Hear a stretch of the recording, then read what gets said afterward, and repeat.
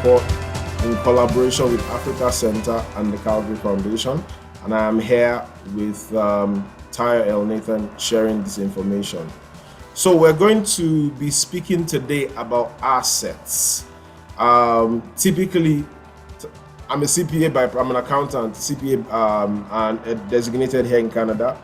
And Tyre happens to be one as well. So you may think that we're going to be talking about tangible assets and intangible assets, but this conversation is going to take a totally different direction. What is an asset as far as personal finance is concerned? Well, my accounting brain typically goes towards an asset is anything of value that can generate future um, value, anything of substance that can generate future value to you or your organization, right? So you have what's an asset? You have a car and you use it to generate income, it becomes an asset.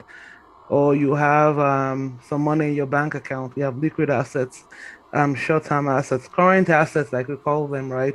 Can turn them into cash within the first 3 months to a year, short-term assets. So you have business with say receivables, you have inventory, things you can sell to become cash that can generate cash for you. And then you have long-term assets like, property, equipment, houses, um, bonds, financial instruments, that you can have for much longer.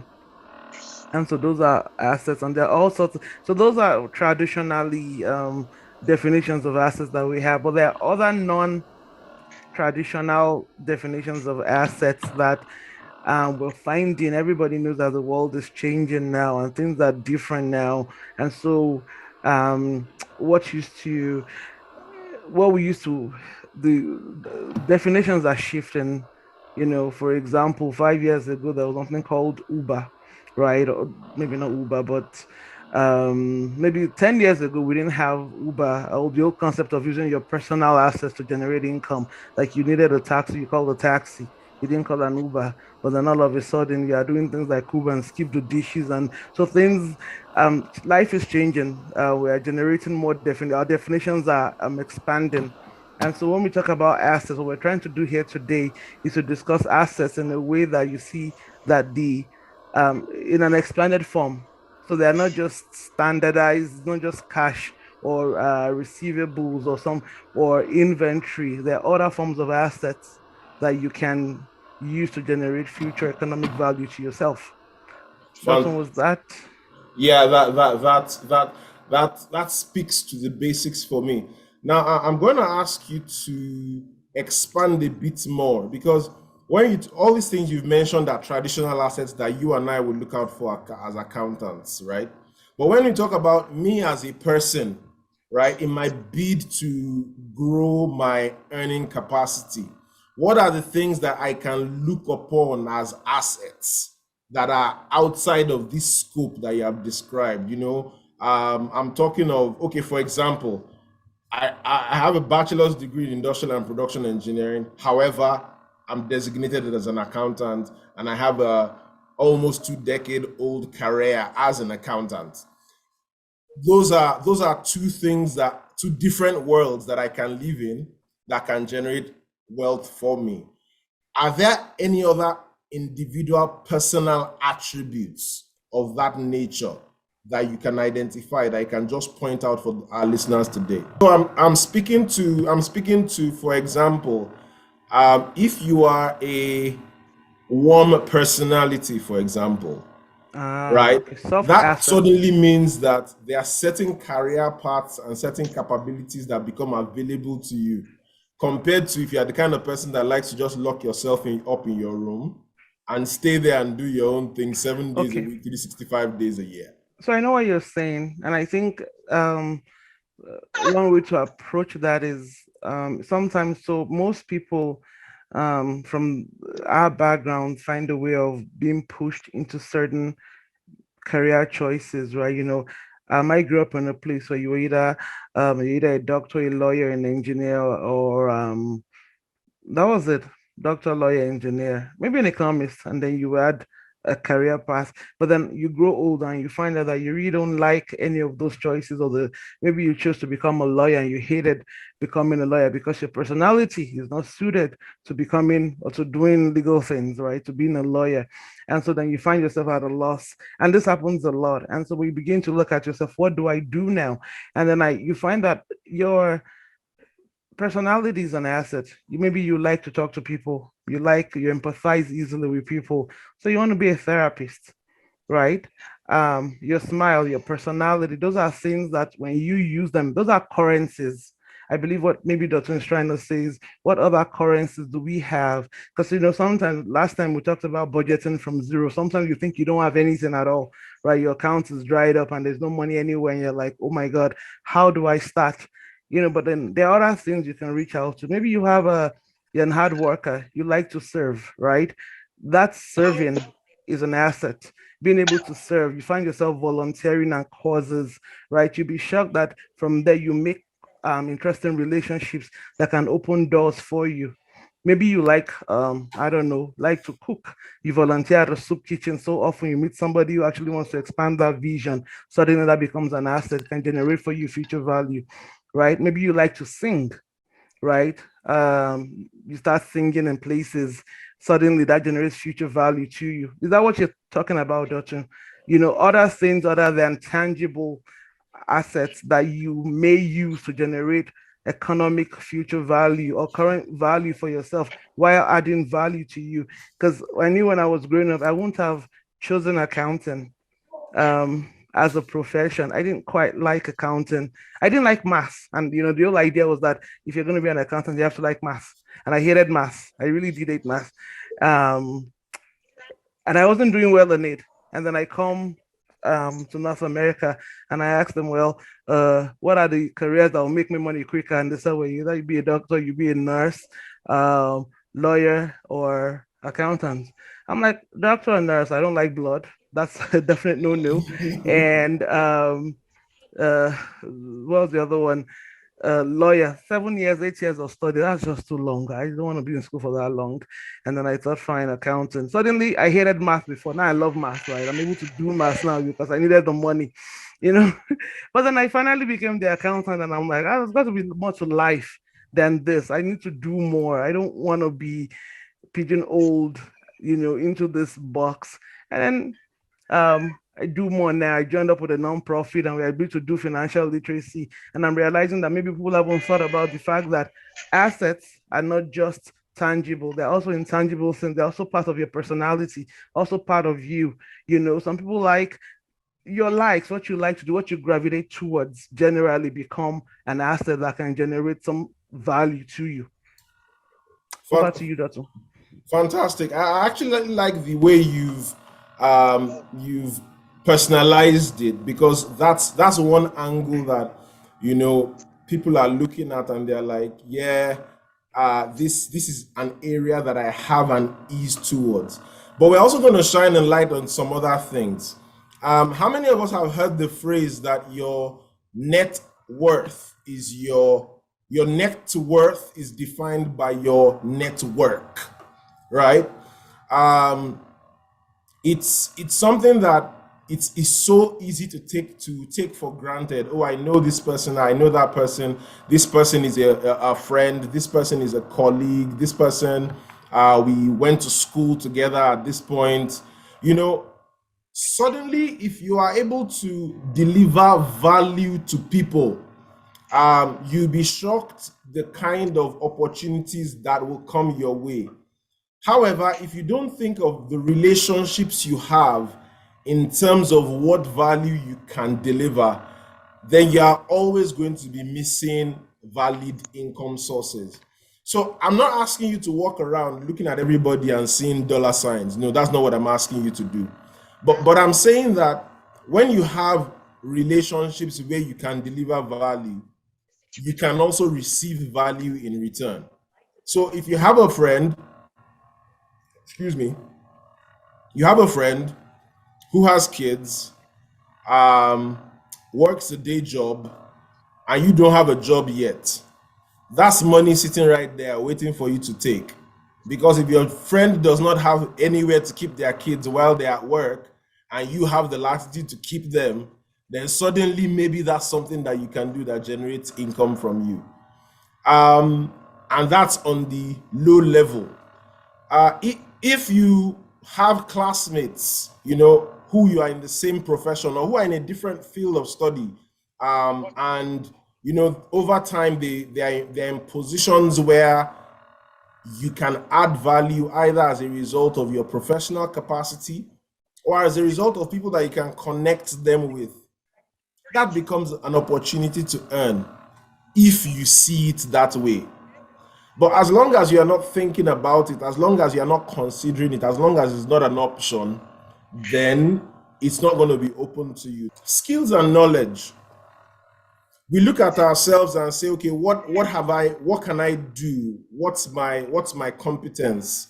You're always thinking of yourself in terms of, I studied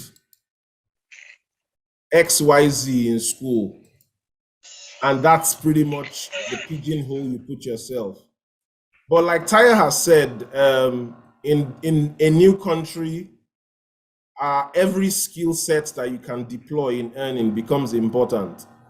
So if by any chance you are part of the dot-com bubble and studied HTML back in the day, and you really would like to get back into technology, HTML may not be a language that they study today anymore. I learned the language back then. That was a long time ago, and I never did anything with it.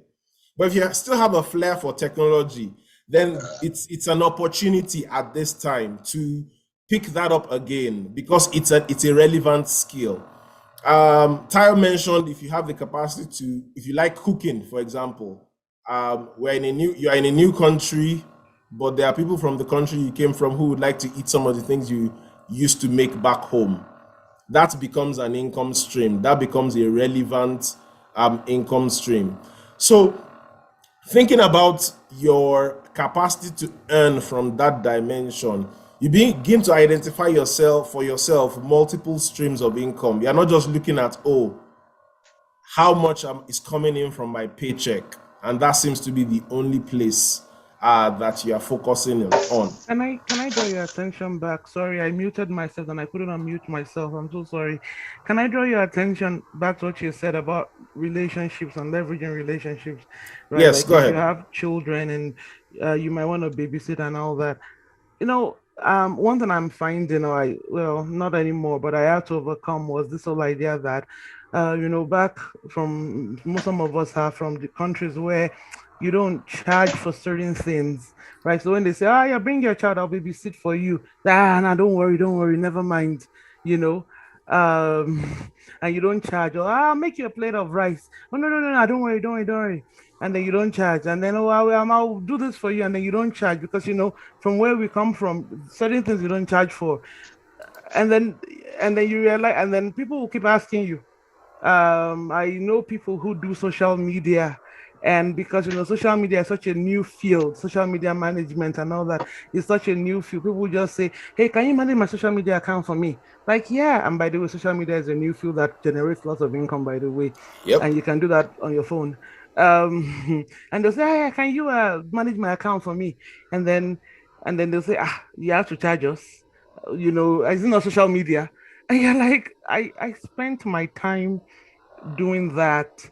And so I'm finding that, well, my experience has been a lot of us are skirmish to add value, to put a value to services we provide, or not services, or to help that we render, because it's under that time of help. But then you find that in other communities, in the white communities, if they'll tell you, I will do this for you and I'll charge you $40. I actually have clients that will say to me, I will pay you for an hour of your time for consultation because I understand your time is valuable. And maybe somehow we need to reposition ourselves with people who actually value us enough to want to pay us. And also, because I receive such consideration, if I call people and I say to them, can you do this for me? I ask them, please, how much will you charge me? So that the relationship is restored, because you do it long enough, it becomes stress. I find that in my community, people don't understand the value of your time. So if I spend my time working on your social media account, or I spend my time helping you do something, people are actually just helping me, and they kind of bring your time, they kind of, what's the word I'm looking for, disregard your time and effort, Devalue. the value. And so we need to think about that as, if I'm spending time, time is money, valuable time with you, for you, through you, to keep the relationship going, because there's nobody who you pay money to that will not be happy. Like when I have customers who pay me, when they call me, I pick up my phone, and I have the customers that I have to beg and pray before they pay me.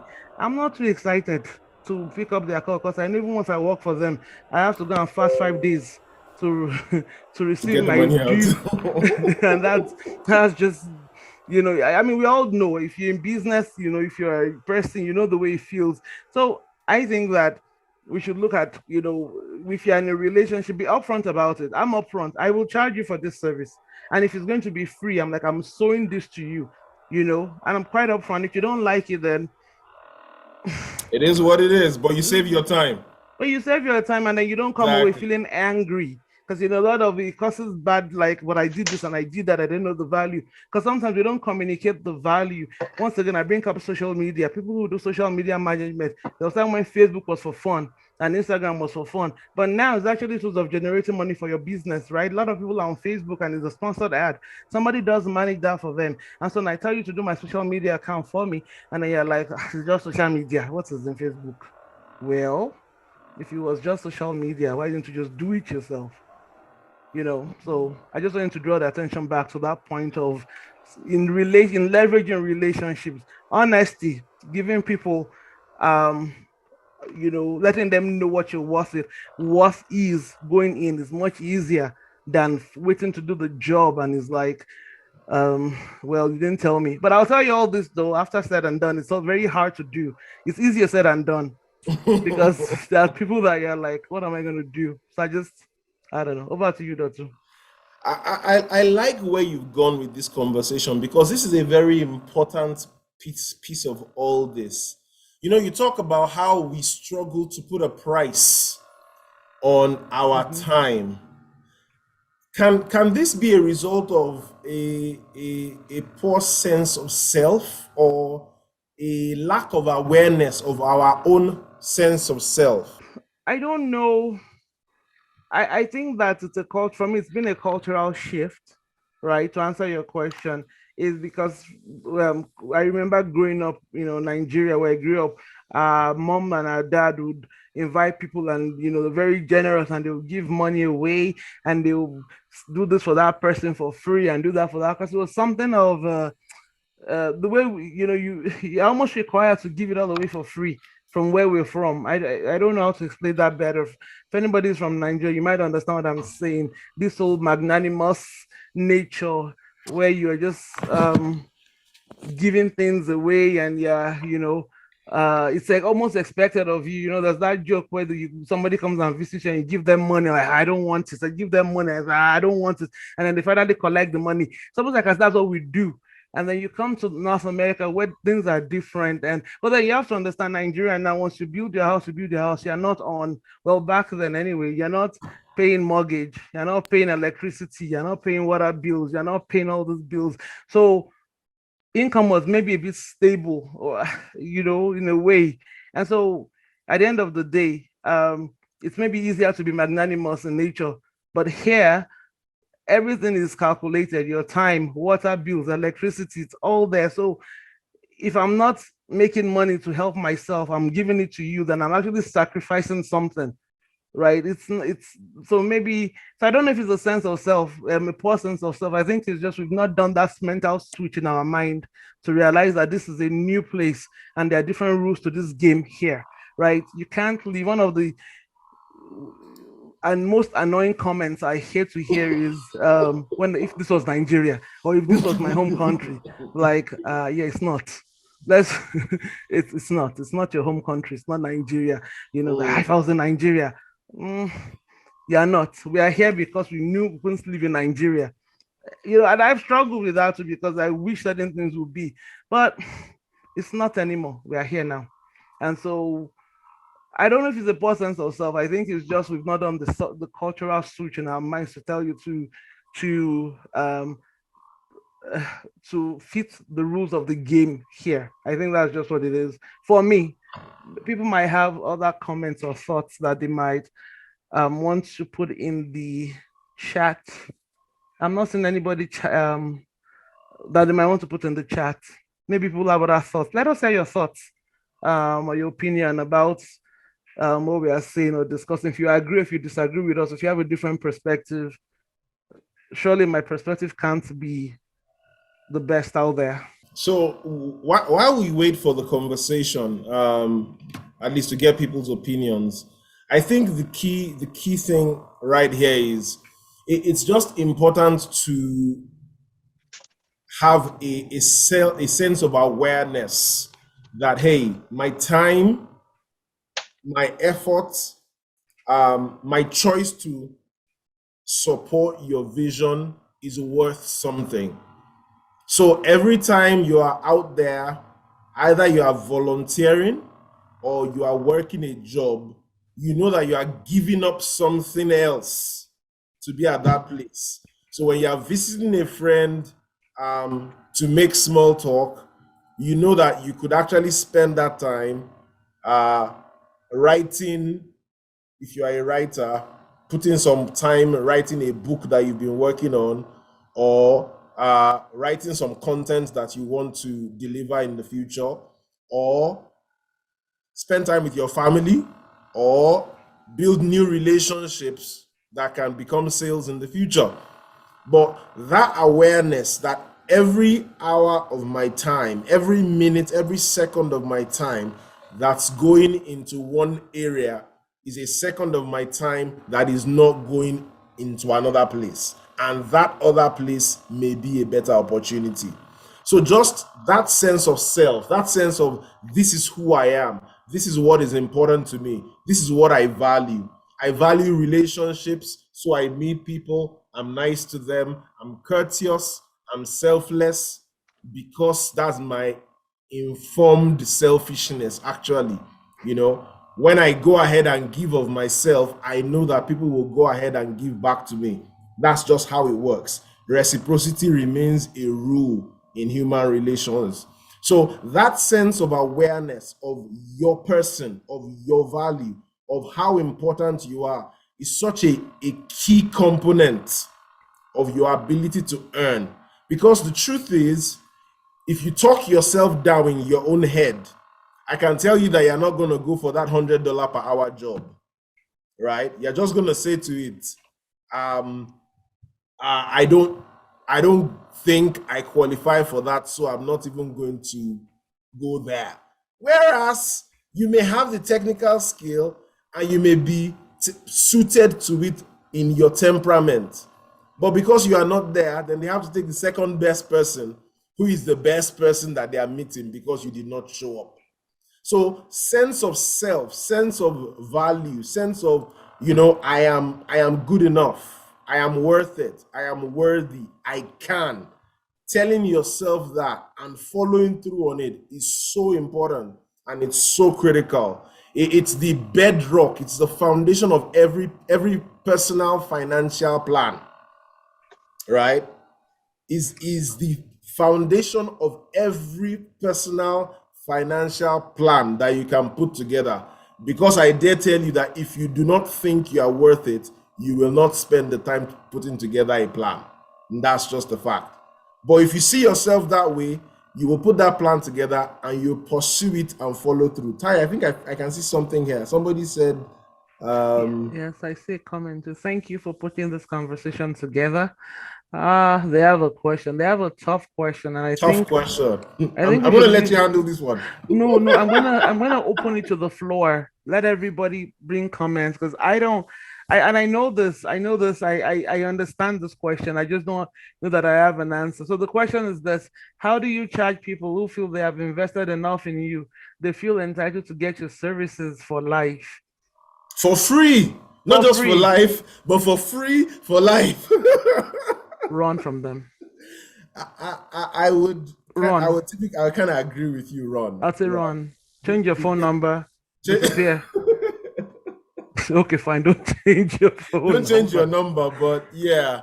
And it's a valid question because you are everybody gets to a point in their life when they are down and out, and somebody shows up for you. And every once in a while, you have somebody that says, "Well, when you were down and out, I was there, so therefore you have to go um, kill or commit murder on my behalf as payback or something like that." And you're like, "No, I can't do that." Or what do you think, people? How do you not run, find a political way to charge, itemize every service you will provide? Thank you, Yeah, Judith. Thank you for that one. Not yeah, run. that's Okay, that's a good one. that's a In great fact, one. I dare say that what A Judith is political recommending. way.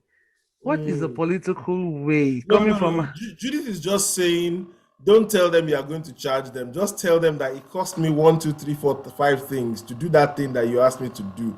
So I need you to give me the money to go and do that I thing, or else discover I the won't make you costs. do it. Basically, recover your cost. Thank you, Judith. I really, that's a way of, it's just that when you come from a very cultural background, there are people that you can't talk to. I don't know if you have people like that in your life. It's like the head of the family, right? The chief, the head. I don't know how to say it in English. And then they're like, "How do you charge daddy?" Who literally raised you.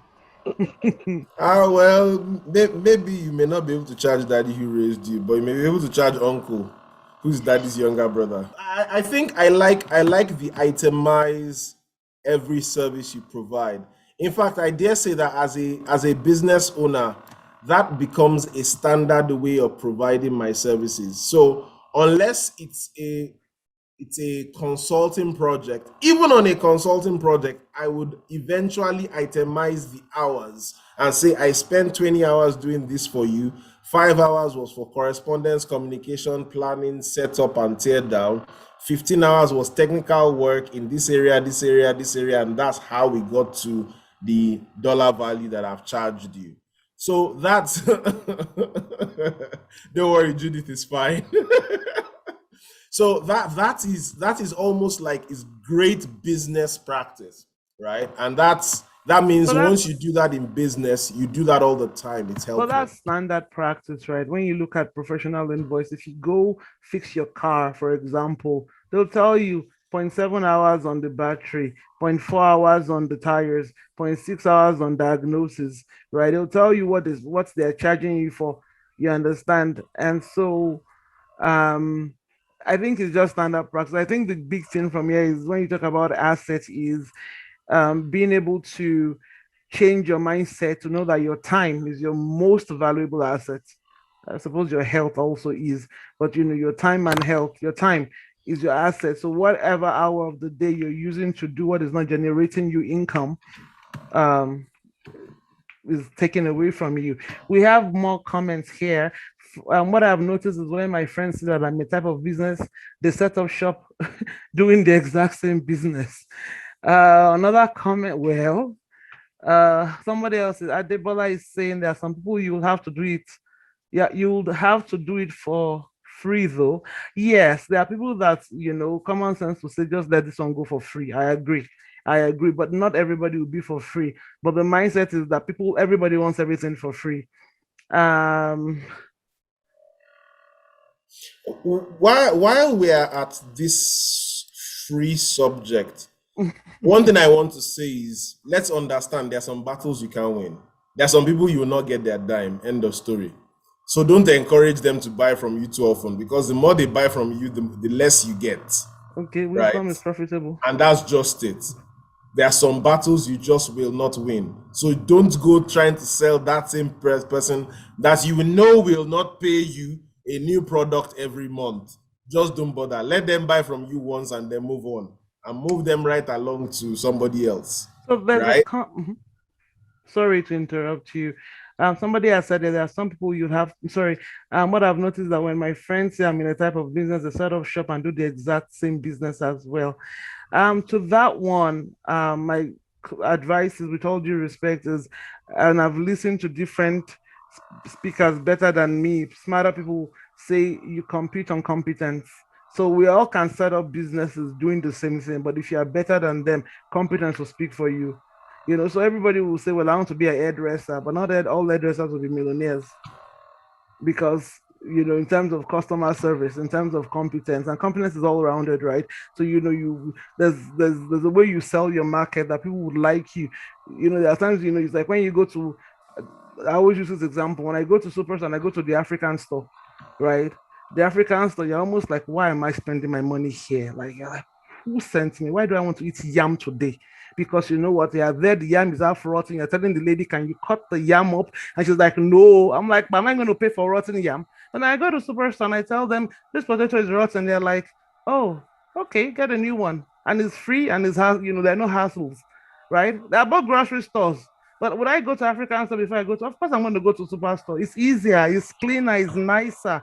You know, Unfortunately, I'm addicted to African food, so I can't quite stop it. But you to the point, this competence is when when you go, this inviting, is warm, is welcoming, right? There's a cart there. You're not looking for carts at the door and all that. And so the point I'm making is, if somebody is doing your business, each time that you start a business, compete on competence, they can't match you. Don't even worry. There's enough room to fly. And of course, shout out to all the African stoners out there. I'm not trying to be mean, but the ones that I've been to, they always want to give me rotten yam. But sorry, that was a bit of a digression. Quite.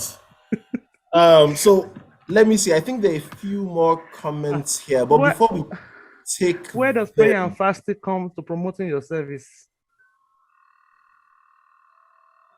let's compete on competence. And don't pray and fast. No, pray and fast, but you know that that is your personal to do. Competence is what we compete on. Wow. Yeah.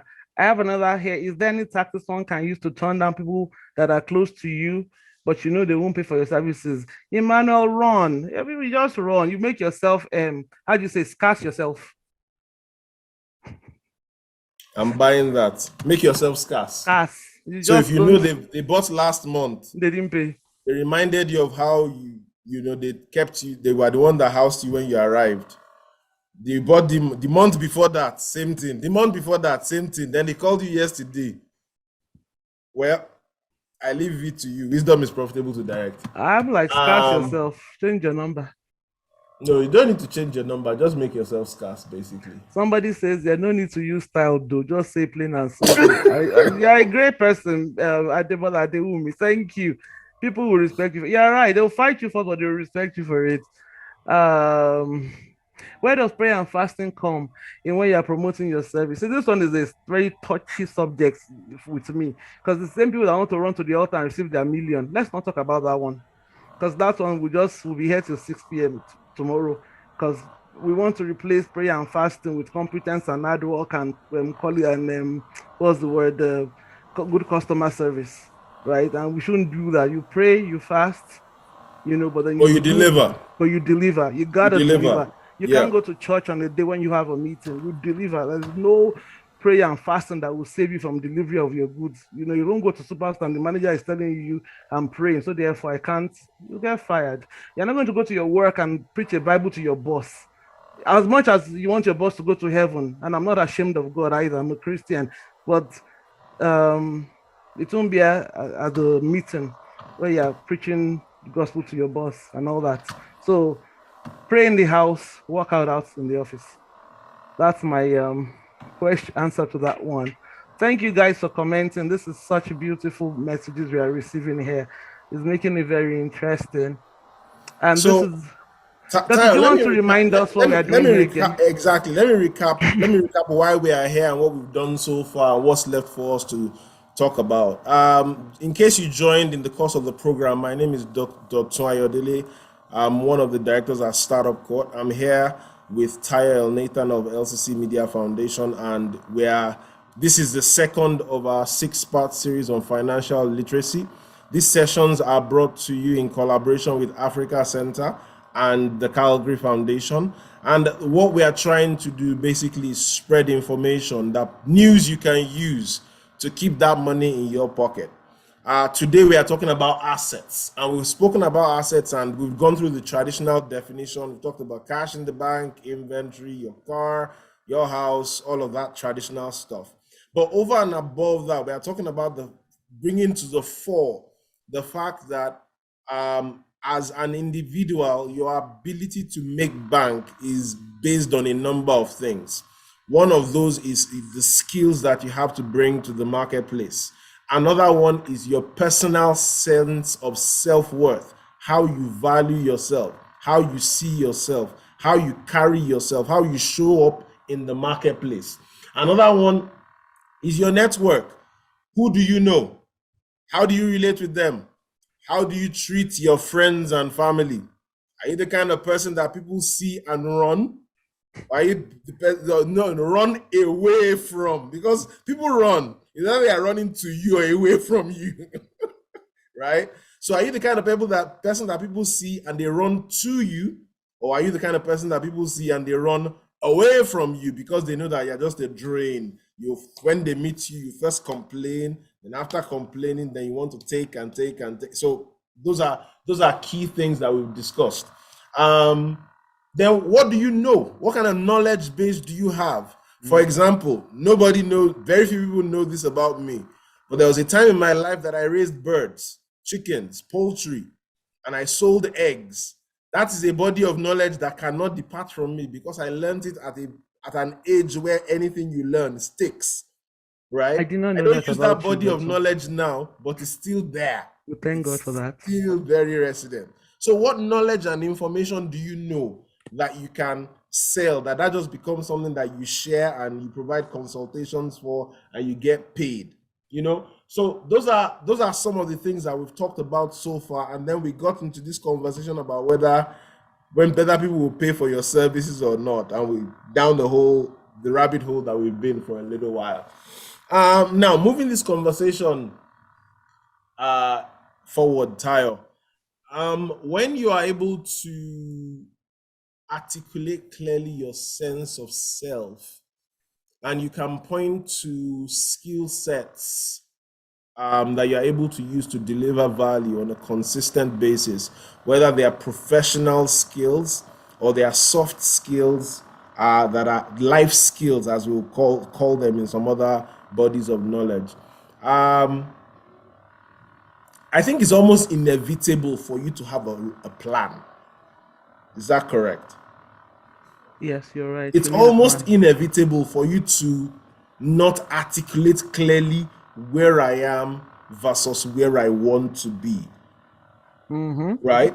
Mm-hmm. And at the end of the day, this whole financial literacy thing is about us beginning to build the foundational blocks Mm-hmm. for long-term generational wealth. Even though Mm. this is just a conversation between 10 people on a Sunday evening, the goal that we're after is that people of color, people of African descent, immigrants here are consistently coming into a position where we are building wealth, not just for ourselves, but putting our children in a position where they are starting with a leg up and their children are starting with two legs up and on and on and on. So, in terms of a plan around assets, right? Setting goals and all of that. Do you want to speak to that a bit? What kind of thought processes need to happen? What kind of mindsets are important to using your assets when it comes to generating wealth? So the biggest example that comes to mind, and I like to draw on real life examples, right? Is I don't know if you guys have seen that movie King Richard, the one with Will Smith and Serena and Venus Williams. And honestly, I'm not a tennis buff. I don't know anything about sports. Truly, I'm not, and I really don't even know a lot about their father, Venus and Serena Williams' father. But I think I read or somebody was telling me that the man actually sought out the woman who has certain kind of gene types, so that when she would have when they will have children, they will be tennis players. And he sat on those girls. Like, I mean, if you ever saw the movie, what's the word that came to my mind? I saw the movie.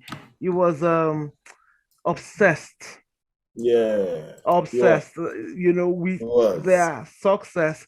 Like he sat on them, like the picture of a chicken hatching an egg. From the moment they were born, it would take, well, I think 4 years old was when he started taking them to the tennis court, giving them the rackets and all that, dedication, consistency. He had a plan for their life. Now, those girls could say today, that my dad was mean, he was abusive, it was this, it was horrible. But one of them is married to the owner of Reddit, and the other one is the greatest of all time. Or if maybe, like at the end of the day, you can say whatever you want to say about that man. He was bad, he was horrible, he was a black man, he was whatever. Look at where they are today. And so the point I'm making is um talking about the plan. It's important to have a plan and to protect your plan and to be obsessed about your plan. It may be realistic. And through the movie, every time um people will go to King Richard and offer him a horrible deal, he was totally turn it all down. Like, I know there was a part in the movie where, and spoiler alert for those who haven't seen it, Sorry, I've where, seen that movie. Nobody offered him a horrible deal. He well, just rejected all the deals until until he got the you're right, best deal you're right, you're possible. right. Nobody Period. offered him. There was the time they offered him 3 million. They offered, was it Venus, $3 million, and initially started 100,000. A trainer, and he fighted in the movie. He fighted and walked. I'm like, why would you fight at a business meeting? And then that one comes and he turns it down, and he goes to a tennis coach, and the tennis coach he twists the arm of the tennis coach to train his daughters for, and would not let them compete in the juniors, and went straight to pro. Like, it was a weird situation, but the guy was determined to get his children, his two girls, to championship, right? And so he had a plan. And I think when I researched a bit about it, they said that he had a 77-page plan for the life of his children. 77 pages. What? I'm like, whoa, 77 pages from the day they were born. You know, that's impressive. Almost because the children turned out well and all that, and I think it was because of the plan he made. But coming back, bringing it back in, is the planning your life, planning your finances, planning your financial um, future, generational wealth.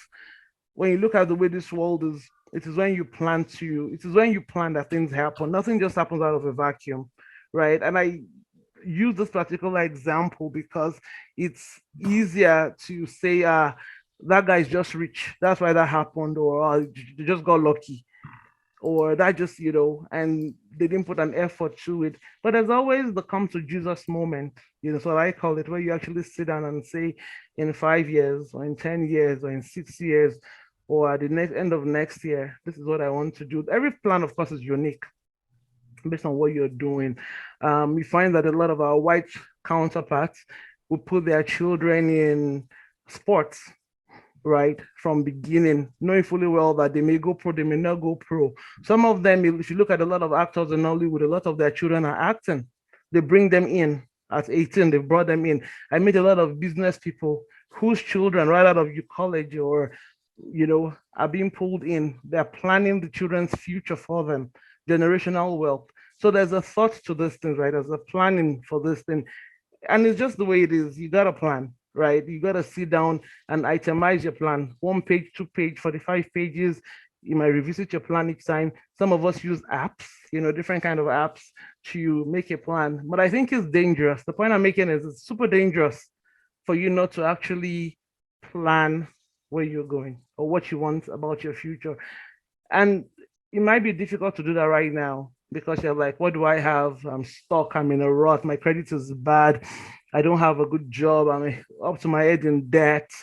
Life is this and that. I don't have my papers. Um, I'm sick. Uh, Different life events are happening. The truth of the matter is that those things will always be there. They will always happen. If you can get it, if you can, encourage yourself enough to plan, because you know what, things always change. It's not going to remain this way forever. Mm, Things always turn around, always turns around, right? mm. Every one of us will go through circles in life. It's just the way life is, good days and bad days, you know. Those are my thoughts. Comments, anybody, please? So while we wait for the comments, I think I'm just going to reiterate that, when you're in that position where your credit is bad and you're up to your ears in debt and you have no money, and whatever money is coming in is not enough to take care of the situation on ground, the first thing you do is pull out a blank sheet of paper and say, how deep in the hole am I? How bad is it? Um, the only way to take care of a wound is to clean it up. The only way to take care of a mess is to get out the broom and the packer and start to sweep. You Mm-hmm. just you have to remove the rubbish. And then from there, you can say, okay, how bad is it really? Now, when you know how bad it is, then you know which skills you have to summon up, Mm. right? Whether you are going to say, okay, I have a day job, but then since I need twice what I earn from my day job, I need to get a new set of skills that will pay me twice or thrice or four times. Or, in the time being, pending when I'm able to get those new skills, I'm going to add a night job to it. So I'll do a day and a night job so I can make the paycheck I need while spending some of my sleeping time to get the skills I need to 2x my income so that I can be working one job to pay for my current life. And then the extra job now starts to pay for the future that I'm going to have when I eventually take time off.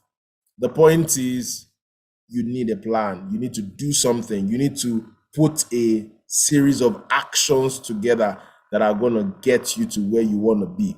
And the only way get to where you want to be is if you know where you are starting from. So rip up the band-aid, clean up the house, and let's know how deep in the hole we are. Let's know how bad it is. That way we know the assets that we're going to deploy. Whether you need to call your friend that works in the bank and say, hey, you know what? I have 4 credit cards. They have $50,000 on them. I'm all maxed out. Can you package this into a consolidation loan for me so that I'm making one single payment and I stop Mm-hmm. racking up all this crazy interest? Those are but all that comes when you have a plan. When So you when sat you down and sat thought down, about thought it, through it, yes, and you've put together a plan. So we're like 2 minutes away from shutdown. I know we started late. However, we'll just be here. But I just want to reiterate a number of things. First things first, you are valuable. You are important. You are a person of value. You have skills that people are willing to pay top dollar for. You just need to identify those skills and put yourself out there. That's number one. Your earning capacity is limited by your ability to think and act. If you can imagine it and you can do something about it, then the money is going to eventually come. what you see is But if you what you don't get. do anything, irrespective of how much you think, sorry, Or pray. How much you or think or pray pray. or fast. If you pray, you fast, and you don't do anything about it, nothing is going to happen. The money remain in the heavens. So let's get that straight. It will just stay right there. But if there's anything else if you're not taking anything away from here, take away the fact that you need a plan. You need a plan. You need an income plan. You need to say to yourself, I need $5,000 every month. My job pays me $3,000 net. Where am I getting the other $2,000 from? Can I do an Uber? Can I do a skip? Can I add a second job pending when I'm able to upskill to a $5,000 a month position? It's critical. It is key. Don't wait for a promotion to happen to you. Take your life in your hands and begin to move your income in the direction that you want to go, because it is what you earn that will keep you in a place where you can start to move towards financial freedom. Last week we spoke about financial freedom, financial wellness, and financial freedom being a continuum. If you are going to make that journey, you first need to earn. Is the difference between what you earn and what you spend that can take you towards freedom. If you spend more than you earn, you are in a hole. If you spend less than you earn and you keep some, it is that portion that you keep that can start to move you in that direction. But if you don't take anything away from this conversation, you need a plan. That's the only thing I'm leaving with you tonight. So with that, it's 7 p.m. My name is Dotun Ayodele of Startup Corp. With me is Tayo El Nathan, Executive Director, LCC Media Foundation, and we have been sharing our thoughts on assets from a personal finance perspective with all of you for the last shy of an hour. We want to thank every single one of you for making the time to be here with us to, Thank you. share your thoughts. Thank you very much, Judith. Thank you very much, T. Thank you very much, Adebola Adewumi. Your comments were particularly helpful, and Emmanuel as well. Thank you very much for all these comments. They were very helpful and they added value to this conversation. Also, I want to thank Emmanuel, who's my partner in crime at Startup Corp, working together to make all these programs happen. He's always he's an interesting part of my life, and I appreciate the fact that he pushes me to do it and make it happen. Also, we want to thank the guys at Africa Center, from Sharif all the way, everybody else in the chain that's ensured that we're able to get the support that we need. Sharif, Sandra, Akofa, Emmanuel, Shamim, Emmanuel, Shamim, Eve, Kojo, mentioning all their names now. And also want to thank the guys at Calgary Foundation who continue to put the wind in the sails of this event. Thank you very much, everyone. Today's Sunday. We will be back on a Thursday, and we will be talking budgets. Yes, the B word. Yes, that's B word. We will be talking the plan. Yes, the budgets, the financial plan. That is what we'll be discussing on Thursday. So you'll get invites, you get the Zoom link at that time. We look forward to having you. We'll have Claudia and Andrea back with us then as well. They're the money people, so they'll be able to shed more light on it. To be an interesting conversation. Oh, definitely. I'm excited. Definitely. Without a doubt. So thanks everyone once again. We are grateful to you for sharing this evening with us. And we look forward to seeing you on Thursday. Bye for now. Bye. And Dr. where can we find you? You have an email address? Oh, yes. Forgive me. I get carried away. I'm going to put, let's see. We are on Instagram at Way Out of Rat. The project name is Way Out of Rat Race on Instagram. And on Instagram, on Facebook, on Twitter. So you can see all of the content on that we've been sharing at that handle on Instagram, Facebook, and Twitter. And our website is currently undergoing some revision, but all of these videos and this content we've been putting together will be on up there before the month is out, and you'll be able to view that as well. Also, if you go to the Africa Extended YouTube channel, you'll be finding recordings of these sessions that we are currently having. As we upload them, you'll receive emails notifying you that they are available for your viewing pleasure. And it will be good to have you spend some time with us there as well. Tayo, thanks for reminding me of that. Is there anything else I have forgotten? No. Thank you once again, everyone. We really appreciate it. Thank you, everybody. Thank you so much. Enjoy the rest of the evening. See you there.